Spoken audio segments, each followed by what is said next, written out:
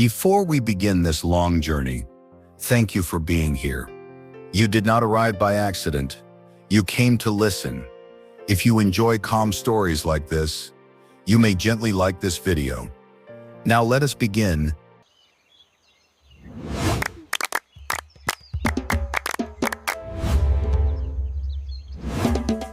Long before the land had borders, before maps had lines, before names were written, there was land. The land was wide. The land was warm. The land did not hurry. The land did not argue. Grass grew tall where rain touched it.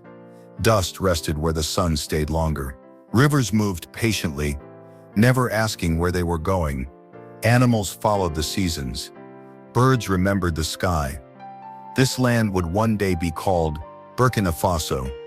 But for a very long time, it was simply home. Home to silence. Home to waiting. People arrived little by little, not in crowds, not in noise. Families came walking. Children held hands. They stopped where water flowed. They stopped where soil was kind. They listened before they built. They watched before they planted. When rain fell, they learned where it stayed. When the sun burned, they learned where shade lived. Homes were shaped from earth, not forced shaped. Walls dried in the sun. Roofs bent gently over families. Every morning began with greeting the day. Every night ended with gratitude. Children learned without books. They learned with eyes. They watched hands plant seeds. They watched fires made carefully. Mistakes were met with patience. Not anger, stories were told again, and again, and again. This is how memory stayed alive.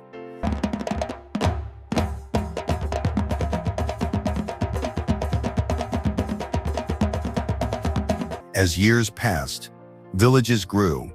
People needed agreement. They needed guidance. Leaders were chosen, not for loud voices, but for calm hearts. These people became known as the Mossi. They believed balance kept peace. They believed respect held power. A leader listened before speaking.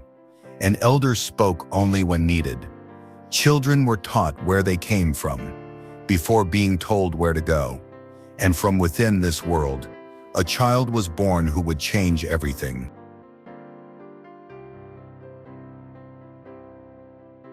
Her name was Yennenga. She was born into leadership, but not into silence. As a child, she listened closely. She noticed how horses moved. She noticed how people followed rhythm. While others played near the huts, Yennenga followed the stables. She watched horses breathe. She learned their moods. She did not fear them. She respected them. Her father, a Mossi king, noticed her curiosity. Instead of stopping her, he allowed her to learn. Yennenga grew strong, not only in body, but in spirit. She learned discipline. She learned responsibility. She trained daily, not for war, but for mastery. Her horse became her companion. Together they moved like one. As Yennenga grew older, expectations grew heavier. She was skilled. She was brave. But she was also expected to stay, to wait, to obey. Her father relied on her strength to protect the land. Seasons passed. Yennenga watched her friends form families. She continued to train, to serve. But inside her, questions grew. Was her purpose only to guard, only to stand still? She respected her father deeply, but her heart wanted movement. One season, Yennenga planted a field. She cared for it carefully. She watered it. But when harvest came, she did not reap it. The field stood untouched, a message without words. Her father saw it. He understood something was wrong. Time passed. Silence grew heavy. Yennenga knew she must choose. One night, under a quiet sky, she prepared her horse. No crowd watched. No drums sounded. She rode away, not in anger, but in purpose. The land opened before her. Forests, fields, rivers. She slept under stars. She listened to birds at dawn. Fear came sometimes, but courage stayed longer. During her journey, Yennenga met a man named Rele. He was a hunter. He lived simply. He did not know her title. He saw her as a traveler. They spoke slowly. They shared stories. They shared respect. Time passed gently. From this meeting, a child was born. His name was Unbreakable, meaning stallion. Through him, the Mossi kingdoms would rise, not through conquest, but through connection. Yennenga's journey was not about running away. It was about becoming. Her story teaches courage. It teaches choice. It teaches balance between duty and destiny. And this is only the beginning.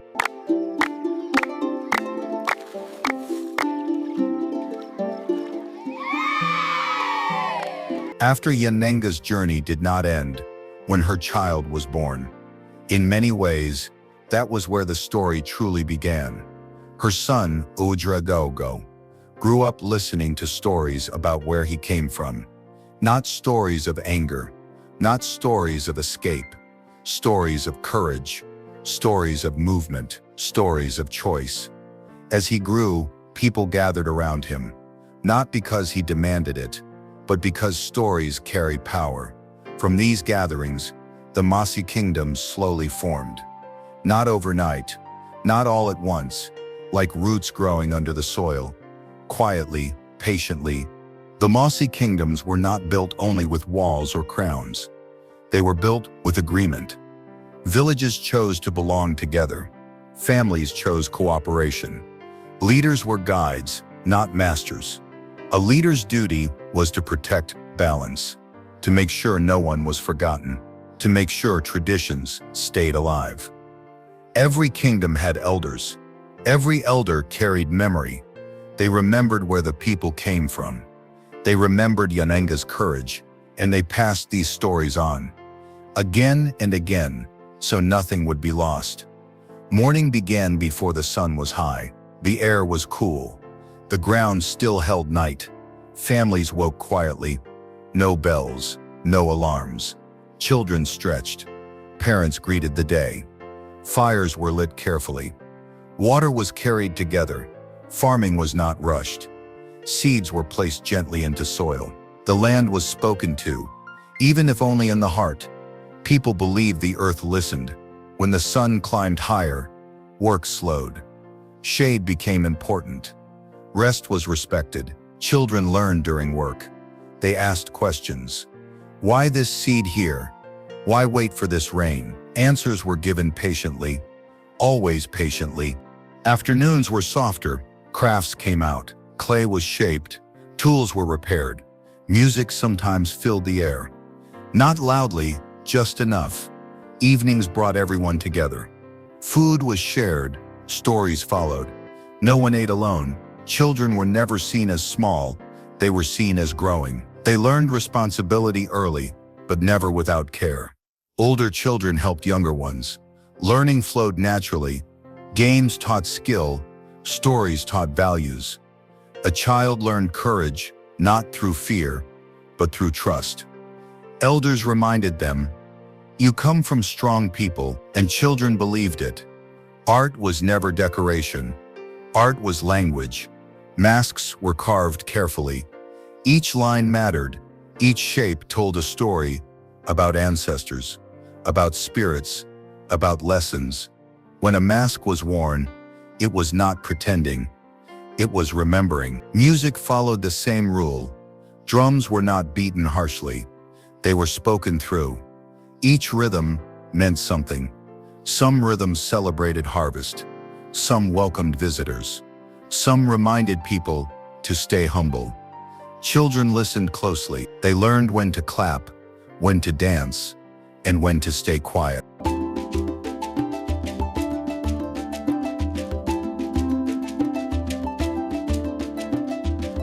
As time passed, travelers arrived. They came walking. They came riding animals. They carried salt, gold, stories. Markets became meeting places. People did not rush trade. They spoke first. Who are you? Where do you come from? Trade was not just exchange, it was connection. Friendship mattered. Respect mattered more than wealth. As these stories travel slowly, you are welcome to stay. If you would like to hear more calm histories, you may subscribe. Only if you wish. Only when ready. Rules existed, but they were not heavy. They were reminders. Do not take more than you need. Do not forget the elders. Do not rush the land.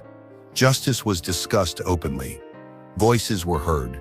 Balance was always the goal. This is how the Mossi kingdoms lasted. Not through fear, but through care. Years passed. Generations grew. Stories stayed alive because they were spoken every day. But the world beyond the land was changing. And change, even quiet change, always finds its way. After many seasons of farming, many nights of storytelling, and many generations of growing, the world beyond the land began to move closer. For a long time, the Mossi kingdoms lived with balance. There were disagreements sometimes.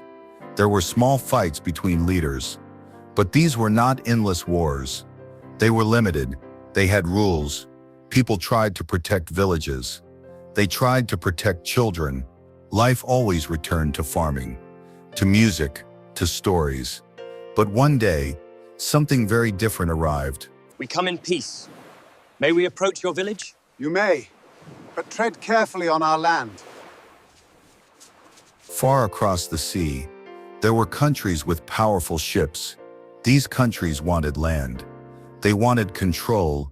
They arrived with new weapons, weapons louder and stronger than anything before. The people of this land had never seen such things. Some leaders tried to resist. They wanted to protect their homes. But the fighting was not fair. The newcomers had stronger weapons. They had trained armies. Many local warriors fought bravely, but bravery was not enough. Slowly, the land was taken under foreign rule. The land was renamed. It was called Upper Volta. This time was confusing and painful, but people did not forget who they were. They still spoke their languages. They still told their stories, even when they were not free. Their memories were, "Freedom! We are finally free!" in some places of the world, freedom came through long wars, but here, something different happened. Over time, the foreign rulers began to leave. In 1960, the land became independent. There was no long independence war, no great battlefield across the country. Freedom came mostly through talking, not fighting. This saved many lives.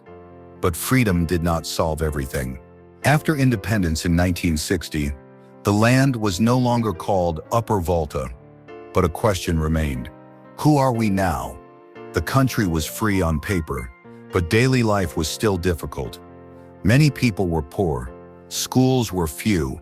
Hospitals were far away. Farmers depended on rain. When rain failed, life became very hard. Leaders came and went. Some stayed only a short time. Some ruled with fear. Some tried to help. The people watched quietly, waiting for a leader who would truly speak for them. In 1983, a young army officer became president. His name was Thomas Sankara. He spoke very simply. He spoke very clearly. He said, "We must stand tall. We must rely on ourselves. We must care for the poorest." He changed the country's name. It became Burkina Faso. It means land of upright people. For the first time, many ordinary people felt seen. Sankara believed children mattered most. He built schools. He encouraged girls to learn. He believed health was a right. Vaccination campaigns began. Millions of children were protected from disease. He believed dignity mattered. Women were encouraged to lead.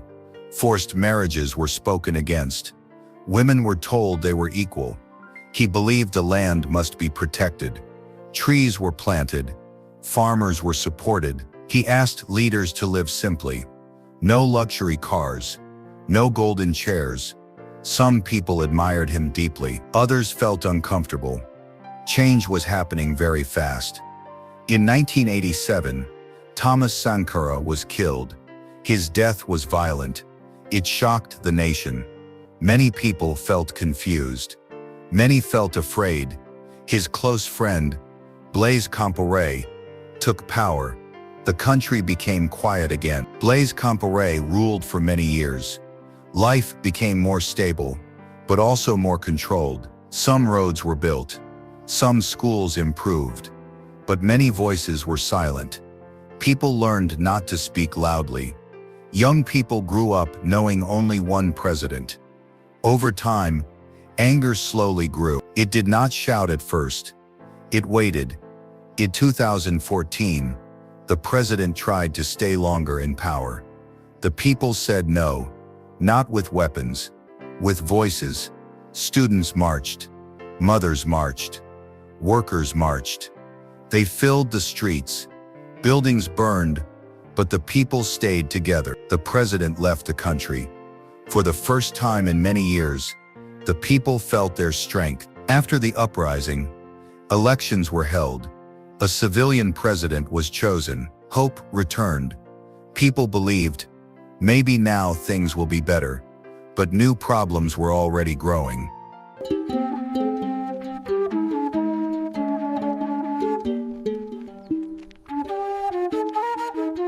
The country faced hard times. Leaders disagreed about the future. Some wanted change very fast. Others wanted control. There were moments when soldiers took power. These were called coups. Governments changed suddenly, sometimes with fear. But even then, there was no civil war. The people were not fighting each other because of tribe or religion. Families stayed together. Communities stayed mixed. Many years later, a new problem appeared. It did not come from old kingdoms. It did not come from neighbors who wanted land. It came from small armed groups moving across borders. These groups used fear. They hurt villages. This was not a normal war. There were no clear battle lines. Children, families, and farmers were affected the most. Many people had to leave their homes to stay safe. This has been the hardest time of violence in the country's history, and it is still not fully over.